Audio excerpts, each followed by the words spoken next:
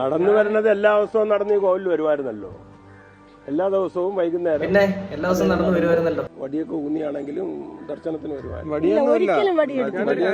നിത്യപൂജകൾക്കായിട്ട് അച്ഛൻ ക്ഷേത്രത്തിന്റെ നിത്യപൂജകൾക്ക് വേണ്ടി അച്ഛൻ പൂജകളെല്ലാം കഴിഞ്ഞതിന് ശേഷമാണ് സമാധിയിലേക്ക് എത്തുന്നത്.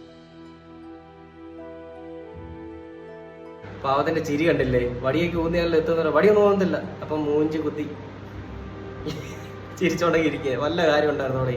ആരോഗ്യത്തിന് ഒരു കുറവില്ല. കാരണം കൃത്യമായിട്ട് ഭക്ഷണാഹാരം മരുന്ന് ഇതെല്ലാം കറക്റ്റാ.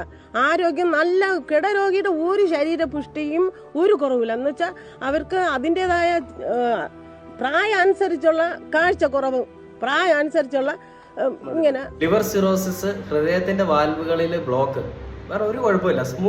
ആള് സ്മൂത്ത് പെർഫെക്റ്റ് ആയിരുന്നു. ഓടി നടന്ന് പുഷ്ടി ഭയങ്കരമായിരുന്നു കേട്ടോ. ഓടി നടന്ന് എല്ലാ പണിയും ചെയ്യുമായിരുന്നു. ഇപ്പൊ